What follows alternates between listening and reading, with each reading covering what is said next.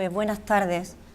Lo primero que quería hacer es dar las gracias a la Universidad de Cádiz, a la UCA, y por supuesto al equipo organizador de este magnífico congreso por haberme invitado a participar en él. Cuando yo hablé con Nieves, todavía no tenía el título de lo que iba a decir y pusimos una cosa así bastante general. Entonces, yo voy a hablar esta tarde del discurso amoroso en la canción del pirata. He elegido al azar una serie de opiniones acerca de lo que es el amor, pero un poco al azar, ¿eh? Dice Platón en el banquete por boca de Sócrates, y como conclusión a todas las reflexiones que sobre él se hacen, que el amor es la gloria de los dioses y de los hombres, el mejor y más precioso maestro, y todo mortal debe seguirle y repetir en su honor los signos de que él mismo se sirve para derramar la dulzura entre los dioses y entre los hombres. Para Fedro, otro de los invitados a comer con Agatón, el día en que Sócrates, Alcibiades y otros muchos se reúnen con él en su casa, que nacimiento, honores, riqueza, nada puede como el amor inspirar al hombre lo que necesita para vivir honradamente. Para Spinoza, el amor es un sentimiento de alegría acompañado de una causa exterior. Ortega y Gasset considera que en todo amor reside un afán de unirse el que ama a otro ser que aparece dotado de alguna perfección.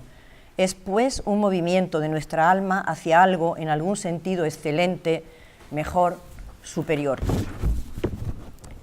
Roland Barthes considera que es el acto en el que se origina el estado amoroso. El amor es iniciación y con él el enamorado descubre su propio ser y una visión general del mundo. Esto lo dice en su obra El discurso amoroso. Yo añado que el amor es un fenómeno pasional reconocible en el estado agudo que sufre el sujeto enamorado y que pasa por diversos estadios: una enorme atracción, la idealización del otro, la fusión con el objeto amado, lo que supone una reciprocidad entre ambos, el sentirse proyectado en el objeto amado, la exigencia de fidelidad sexual, la magnificación del otro, una energía intensa tanto emocional como sexual, una empatía total con él. Como hay varios tipos de amor, hemos de concretar a cuál de ellos nos vamos a dedicar en estos momentos: el amor al yo, a la madre, al padre, o bien el amor-pasión, que va a ser el que nos va a ocupar ahora. No nos vamos a preocupar en definirlo, porque lo que nos interesa en este momento es el análisis del discurso amoroso en la canción del pirata de Fernando Quiñones, en nuestra opinión una de las mejores novelas, no solo de su autor, sino posiblemente de la segunda mitad del siglo XX español. El del sujeto enamorado, uno solo, que habla sobre el objeto de ese amor, que no tiene discurso y que se puede convertir en sujeto del no amor.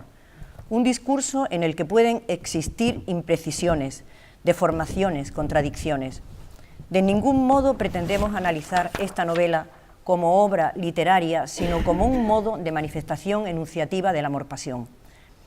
Estos modos de enunciación tienen como unidad operativa lo que Barthes llama figuras, que no son entradas de un diccionario, provienen del sujeto enamorado y son una aseveración existencial.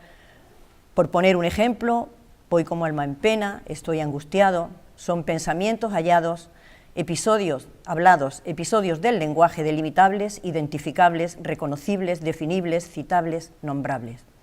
Se pueden acumular y una figura puede arrastrar a las otras. Vamos a recorrer una serie de ellas propias de este discurso y ver cómo se verbalizan en la canción del pirata.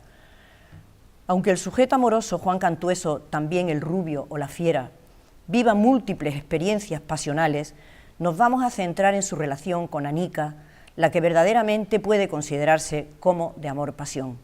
Las otras, la Curruca, la India Tonalcin, la Bella Trinidad, Doña Astrea, son accidentes en su vida, quizá más relevantes que tantas otras mujeres como circulan por ella, porque tienen un nombre, pero donde verdaderamente prende la llama del amor-pasión en Juan Cantueso es en la pequeña Anica, la amante del duque de Riarán, de tal manera que se convierte en su objeto, la que centralizará los pensamientos y los decires del sujeto enamorado y por quien regresará un día a España para buscarla y casarse con ella. Yo voy a hacer un recorrido brevísimo, porque no sé si todos los que están aquí han leído la canción del pirata o no, pero el caso es que Juan Cantueso, como hace el Buscón, Pablos o hace el Lazarillo, o sea, propio de la novela picaresca, cuenta su historia en primera persona de forma autobiográfica y se lo está contando a un chico que se llama Irala, que es sobrino del alcaide, sobrino carnal del alcaide de la prisión donde Juan Cantueso está preso, no vamos a decir por qué, ni viene a cuento. Entonces va huyendo de Cádiz y llega al puerto de Santa María, donde va a trabajar gracias a un hombre que se compadece de él, que es el Honrado, y va a trabajar para el duque de Riarán. El duque de Riarán tiene una amante, una muchacha que se llama Anica, la tiene encerrada en una casa cuidada por un guardián celoso que es un eunuco, y por supuesto la tiene encerrada porque no quiere que nadie la vea.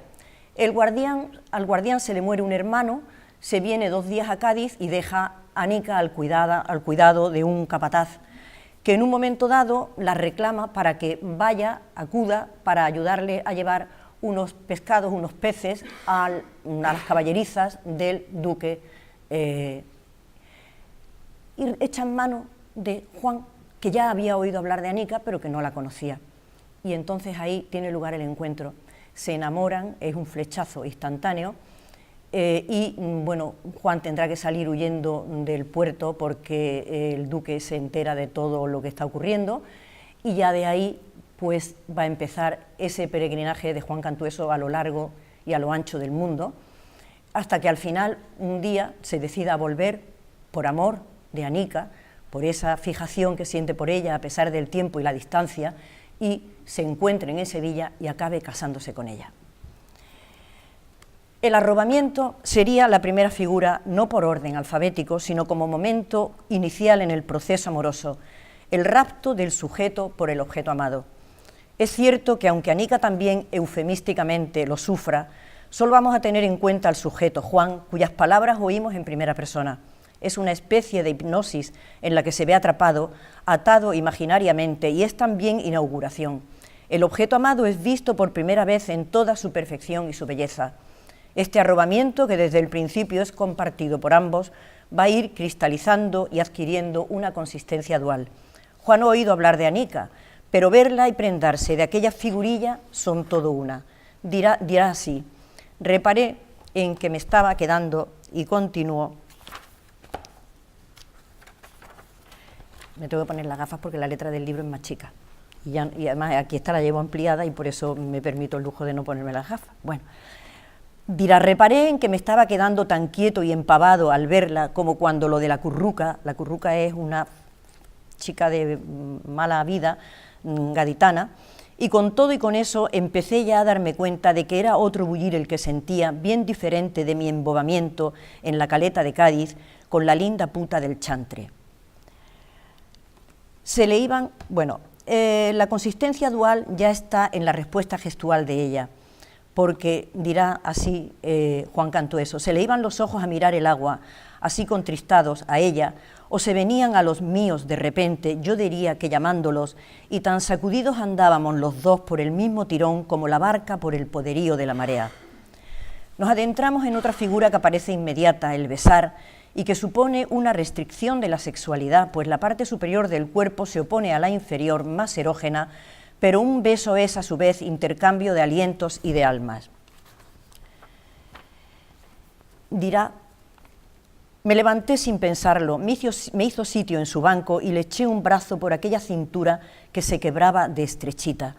El sol ya se había puesto, le pasé una mano por el pelo y cuando me acercó ella a la cabeza, con el hueco de la mano le abarqué la coronilla.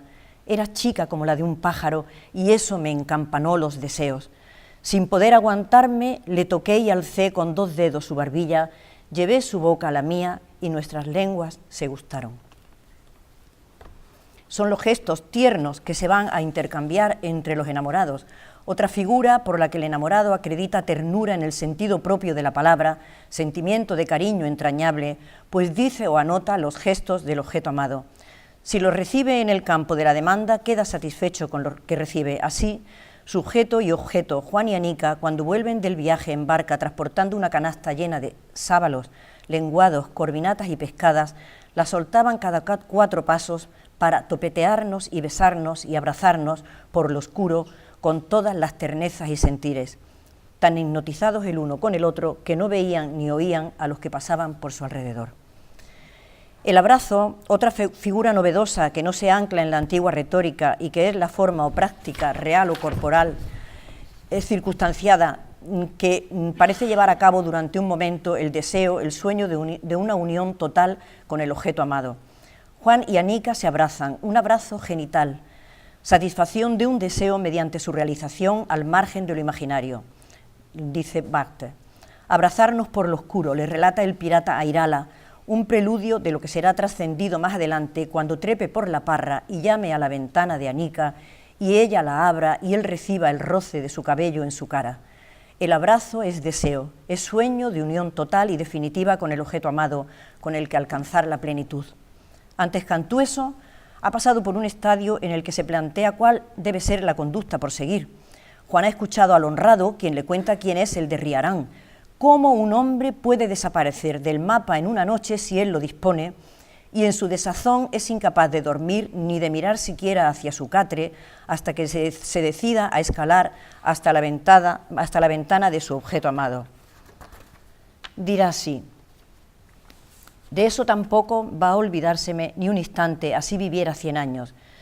Ni por pienso podía coger el camastro, iba como ánima del purgatorio de un lado para otro de la cuadra, tropezando con las bestias dormidas, y por fin me eché al patio. Pegado a sus paredes y contra mi voluntad, o como si lo estuviera haciendo otro y no yo, los pies me fueron llevando hasta el de la parra. Me encaramé por ella, toqué en la ventana muy quedo. Digo yo que hay cosas, mi señor bachillerito, que no valen para contarse, porque las dejan en 4 manchas la tinta y hasta la voz. A ver cómo va su merced a escribir lo que me entró por estas carnes cuando, estando en el temor de un traspiés o de que la parra se tronchase, se abrió la ventana sin ruido, me rozó la cara un mechón de Anica y sus brazos me arrodearon. Salté a la alcoba y la tomé en los míos. En las niñas de aquellos ojos estaba mirando mi ruina y me traía sin cuidado verla. Ella me apretaba sin hablar. Vemos cómo Juan ha sentido la comezón de la duda. ¿Qué hacer? ¿Cómo actuar? El enamorado no procede espontáneamente, delibera, se siente agotado, tiene miedo de las consecuencias, un miedo espontáneo en el que nunca se insistirá lo suficiente, el miedo del enamorado. Juan Cantueso, que sabe a lo que se expone si el de Riarán se entera de sus devaneos con Anica, engarzará ambos conceptos y hablará del bicho miedo y el bicho amor. El enamorado se interesa en el cuerpo del amado, lo que es suprema particularización de lo absoluto. El cuerpo amado despierta asombro y curiosidad, solo funciona como deseable. El de Anica lo deslumbra y hace inventario de él como acumulación de bienes que poseen una particularidad absoluta y conduce a otra figura, lo adorable, lo que no es en sí, sino porque es lo específico del deseo del sujeto, que podría haber sido otro, entre muchos, pero que es ese y no otro el que cumple sus expectativas, el que está hecho a medida de su apetito. Cantueso no explicita lingüísticamente que el cuerpo del objeto amado sea adorable, pero así lo encuentra y expresa lo que le llama la atención de ella. Dirá, ni en el paso del río ni a la vuelta volví a mirar lo que no fuera Anica. Caí en que lo que en otras hubiera sido flacura y cortedad de carnes, era en ella, como sus 2 canas y media, cosa de garbo y hermosura, cuando pechos apenas sí tenía.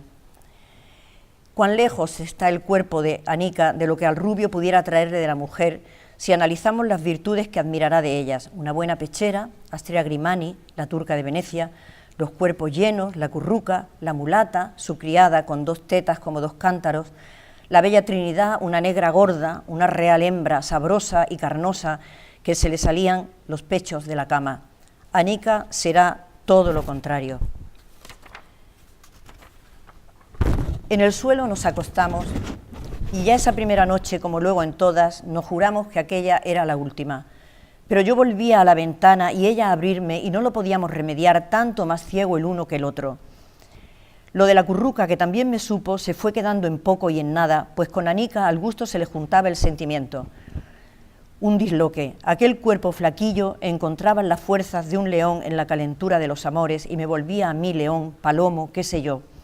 Dueño de ella, como se dice, eso más que seguro, y ella de mí, y qué verdad es que los peligros agrandan los quereres en lugar de amenguarlos. Verla y ya me crujían los tuétanos, más que todo me traían loco aquellos pechos tan chiquitos que cómo iban a valer para amamantar criaturas, ni para nada, no valían más que para herir a hombres.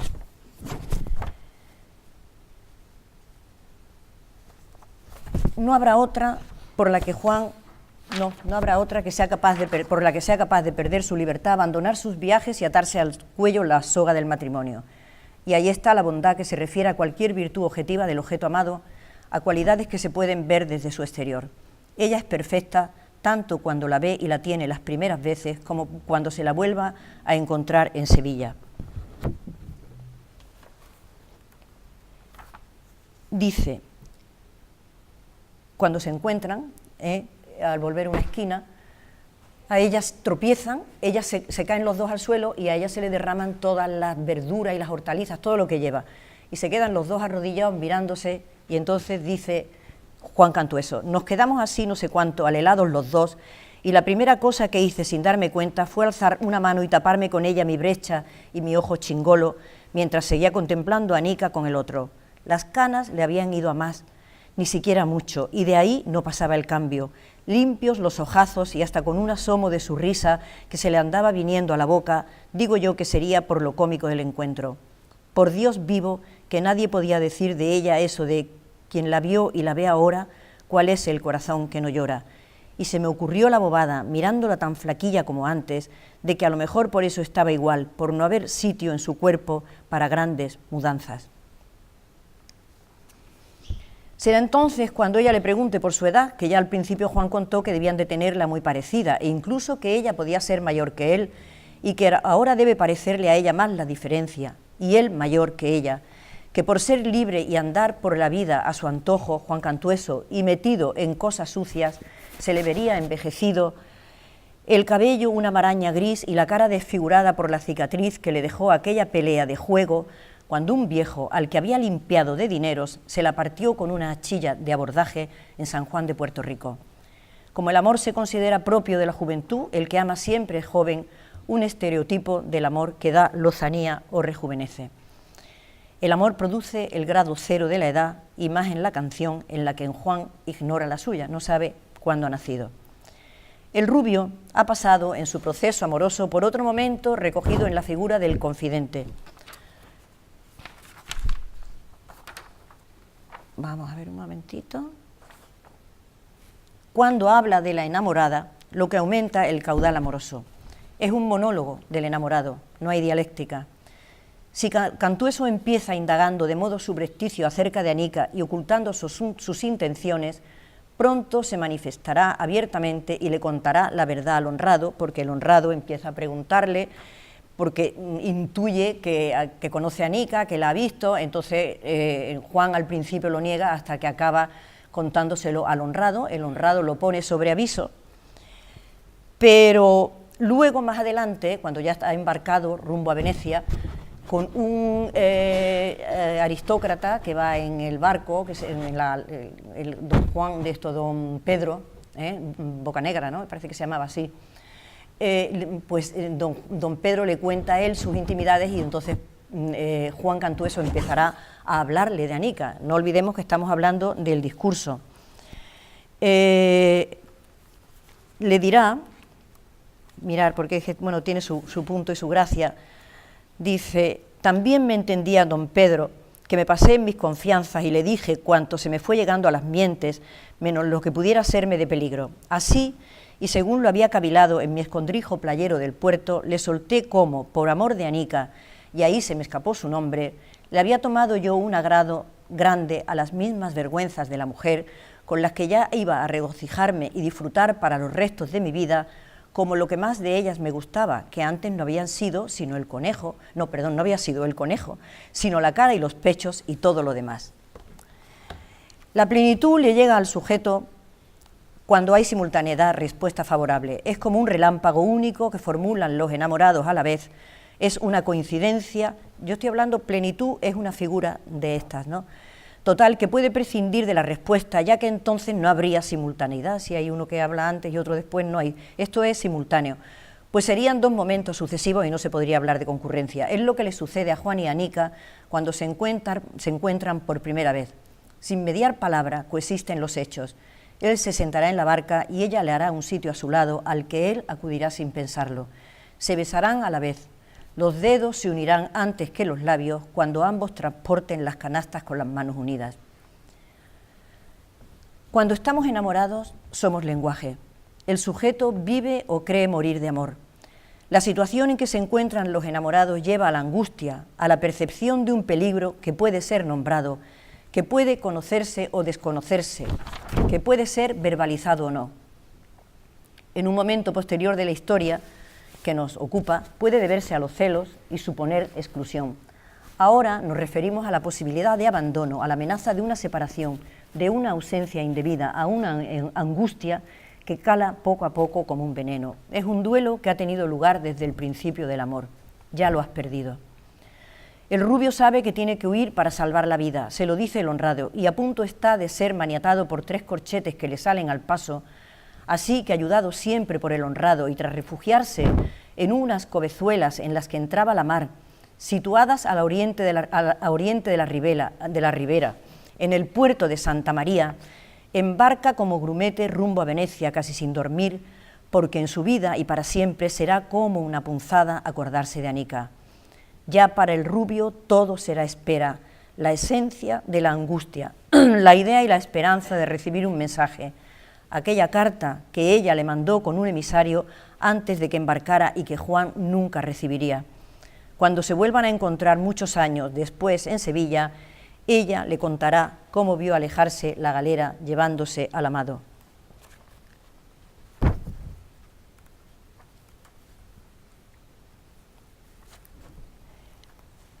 Dice así, yo me encalmé, porque le está explicando por qué no recibió la carta. Yo me encalmé la fijación que ya te dije y le demandé a ella, como pudo, cuando mi salida a Indias, dar con mis señas de la posada desde la que corrió buscando al Santa Rosa. Haberme quebrado tanto los cascos con eso y no podía ser más sencillo, bachiller, pues Anica supo del corsario por su mensajero en el puerto y habiéndose plantado ella en Sevilla, se fue a su despacho, díjole a don Gabriel que no le preocupase hablarle de mi paradero, pues era ella la destinataria de mi carta secreta.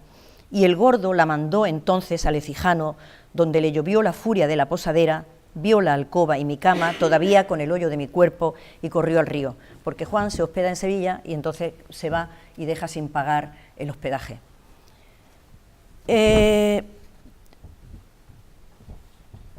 Toda espera es un pequeño duelo, y ese duelo conduce al llanto. El llanto de Juan cuando sabe que tiene que marcharse y abandonarla, o el de Anica cuando ve alejarse el galeón que se lleva a su amante. Un llanto que puede presentar diversas modalidades: ojos empañados, estar deshecho en llanto, o bien, como le ocurra al pirata una vez que se haya reencontrado con el objeto amado, un llanto que no llega a cuajar porque Juan se irá a la posada con un nudo en el gañote, y que puede ser de felicidad, como cuando ella, tras el encontronazo, lloró poco y sin aspavientos y se recogió en mi pecho. Ya desde mucho tiempo antes,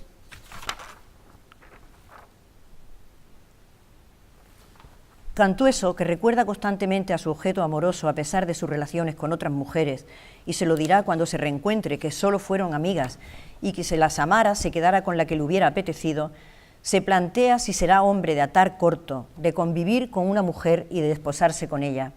Ya se lo dice a la india Don Alcin, la de pezones redobladillos, aceitunada y oliendo a gloria, que no quiere ataduras, y esos temores se le van a repetir cuando haya regresado y tenga al alcance de su vida a la mujer soñada. Una meta y un sueño repetido continuamente. Juan vivirá 100 vidas, pero siempre habrá en ellas un lugar para el recuerdo. La anamnesis, evocación de un gesto, de una situación, en nuestra historia una dulce remembranza expresada discursivamente en pretérito imperfecto. Por ejemplo,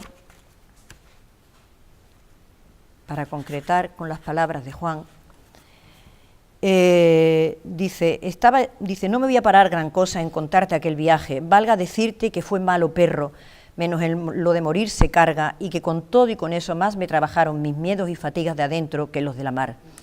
Estaba haciendo yo por recoger mi vivir como quien recoge del suelo leche o vino derramados y los quiere meter chapuceramente donde estaban, que tampoco era en buen sitio. Pero además veía que había jugado muy mucho con los años y con la fortuna y temía darme con una anica muerta, o quién sabía dónde, o cargada de hijos como una coneja. Más me acosaba el meollo si valdría yo para compañero de mujer, cosa fija con ella, los días iguales y el fuego atizado en el hogar y el gato durmiendo en una silla, y me decía, pues si otros la tienen, uno, ¿por qué no? Juan va a caer sin darse cuenta en la anulación, que es otra figura, que supone que el sujeto ame el amor más que al objeto. Dirá así el antiguo enamorado que no quiere dejar de serlo.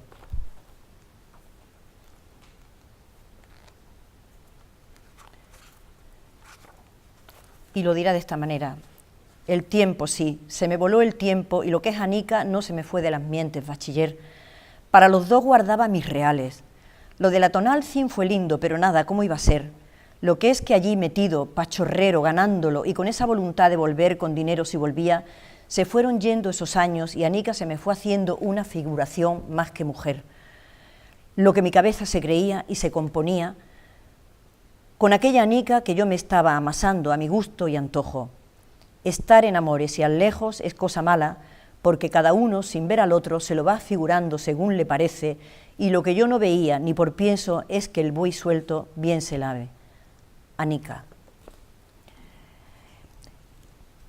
Que incluso en otros lances pueda soñar a la mujer amada, también, por aquí tengo otro fragmento, dice, el amor fue largo en un tiempo que tampoco era el tiempo corriente, no si te lo estoy diciendo bien, y no se cumplió mi barrunto de que me lo iba a cortar la memoria de Anica. Esto es, Juan Cantueso está en Venecia y hay una dama que le falta una pierna, que se ha prendado del rubio de Juan Cantueso, que debía ser bastante guapo, y después de haberlo invitado a cenar, le da un bebedizo o una droga, porque Juan, claro, se deja querer un poco, ¿no? Y entonces, cuando se toma esa droga, pues deja de ver que a doña Astrea, que se llama ella, no tiene pierna, pero ve todavía más cosas. Dice, Anica, dice, porque era también Anica con quien estaba, de pronto, hijo, Anica misma, clara con toda claridad, si no la conocería yo, montándomela o cabalgándome ella sin miedos de guardianes ni de duques, abiertas y pegadas las manos de los dos por lo alto, mientras yo le pedía la boca, y al dejarse caer para dármela, ya no era Anica quien me la daba, sino la doña Astrea, perdido yo en sus brujerías y sintiendo con ellas andar gozando a una mujer como si me gozara a dos y hasta al serrallo entero del gran turco, que también tuve en todo aquel trasiego unos relámpagos de curruca. Ve y cuéntale esto a los señores inquisidores, anda, a ver qué hacen contigo y conmigo, o tómame por embustero. Ya me queda muy poco. ¿Cómo voy de tiempo? Bien. ¿Llevas media hora? Ah, fenomenal, bueno. El matrimonio no es la meta en la pasión amorosa, no es un fin natural, es una necesidad de sostén, de apropiación, crear un lugar en el que cada uno ocupe su espacio, pero también encontrar al puntal que nos apoye y sostenga. Desposar supone creer en la eternidad del amor y lo que eso conlleva de error. Desde el momento del reencuentro, Juan ha regresado al arrobamiento y decide encontrar la paz y el sosiego en el matrimonio, dar un giro a su vida desnortada y piensa que todo eso lo va a encontrar en él, como ya hemos comprobado. Se acerca la catástrofe. En palabras de Barthes, crisis violenta durante la cual el sujeto, al vivir la situación amorosa como un callejón sin salida definitiva, se ve abocado, condenado a una destrucción total de sí mismo. Y aquí la alternancia, otra figura, de estados de ánimo provocados por el objeto y compartidos por el enamorado, ritmo agotador. Juan es amado por Anica, pero cree que no reconocerla como la que antaño fue. Deseando vivir en su compañía, no entiende cómo puede ser tan fría que no acceda a sus requerimientos amorosos hasta que no se hayan casado, y ahí el enamorado va y viene de su entrega a sus pensamientos que le están amargando la existencia. Dice, muertos y vivos que andaban por mis carnes, la gente que maté y la que me fue haciendo vivir, veníanse esa noche a la cama para avisarme a su manera, hijo, y no quería yo oírlos, y no los oí. Me los echaba del aposento aquella ilusión de mujer y los tiempos del puerto, como si con los tizones de leña pudieras poner otra vez en pie el árbol verde. Y de pronto me veía ya domado, tragando esto, pasando por aquello y agachando la espalda ante lo que se terciara como la agaché. Lo mismo que en San Juan, pero sin el don Manuel, sino de Juanillo fijo y manejado por mujer. ¡Ey! Y me achantaban los años venideros, vacíos de mi imperio y de los lances a que la vida me había hecho desde chico. Pero Anica, la que yo solo me pintaba, entraba a terminar con todos los temores y con cuanto uno había sido y era, a que yo fuese otro. Y la ayudaba yo con un pero, ¿a dónde vas tú ya, Juan? Déjate de aventuras y gallardías, date con un canto en el pecho porque la has encontrado y estás solo, como si no lo hubiera estado nunca. Estamos viendo la alternancia de estados de ánimo en el pirata. Y empieza a ver en Anica duplicidad, pues se muestra contradictoria en su comportamiento. Quiere casarse con él, pero no le comunica sus sentimientos y no le habla de amor. La incomunicación se establece entre ellos como una barrera, dominada ella como está por la doxa, la opinión pública, la de los señores que son todo para ella e inquisidores para Cantueso, que se siente agredido por sus juicios sobre su persona. La comendadora, la protectora de Anica, para la quien trabaja, la que organiza su boda, se comportará y le hablará de esta manera al soberbio pirata que no la necesita para nada. Estoy terminando, La comendadora dice, le dio a Anica 100 duros, me parece que fue, para la boda. Dice, luego se soltó a Anica, se me vino y sin mirarme me empezó a pinzar y ajustar la ropa por aquí y allá, como quien le ajusta el aparejo a un caballo. Y le decía a Anica muy divertida, no le van paños finos, pero se echa de ver que es bien varón y muy derecho, no un mozalbete como el que perdiste en Alcalá. Eso sí lo llevas ganado, Ana, que de otras cosas vaya Dios a saber, y algo bruto y desconsiderado también lo es, según me han dicho, porque había tenido un rifirrafe con un sirviente de la comendadora. Más que las palabras me picaron el toqueteo y la tonada, y el vino me estaba ayudando a replicarle, porque además tenía yo atravesado en ese momento un dicho del cura, hasta que la muerte os separe, que me sonó malamente, a que era mucho decir. Y Anica, que las vio venir, se puso a tironearme de una manga, pero un punto achispado y aún medio sabiendo que iba luego a cantarle la gallina a mi mujer, le respondía a la comendadora sin alzar la voz. Pues quien le dijo a su merced lo de bruto, primero me había ofendido, y de las otras cosas ni extra nuestra, ni la de haber casado antes con mozuelo son cosas suyas, mi señora. Desagradecido y contestón también, dijo la comendadora. Siguió saludando a unas y a otros, rodilla en tierra, quien más quien menos delante de ella hasta Anica, y vengan los más mierdas a besarle las manos cuantas veces podían. Se fue al rato, notándole yo al lejos todavía el despecho por mis palabras, y Anica no terminó de comerse el postre. Con esta última oración, que nos parece lapidaria, sintetiza el autor Fernando Quiñones, a través de la voz del narrador Juan Cantueso, ese proceso imparable de destrucción a que conducen en la pareja la convivencia, las tareas cotidianas, las complicaciones del vivir. Aunque Barthes diga que el desamor no puede ser narrado por el sujeto de la pasión amorosa, lo cierto es que en la canción del pirata, aunque no van a faltar en la boca del rubio reflexiones sabias sobre ello, el narrador pirata le desgranará al lector otra serie de figuras, esta vez relacionadas con la pérdida y el fracaso del amor, celos, desánimo, desesperación, frío adiós. Desmenuzarlas y ver cómo son verbalizadas en la novela superaría nuestro tiempo. Aunque hemos atisbado el fracaso en nuestros enamorados, prefiero que nos quedemos con la miel del recuerdo de Juan y Anica reencontrándose en Sevilla, como si el tiempo se hubiera detenido para ambos en aquellas noches en que él trepaba por la parra y ella lo recibía en sus brazos.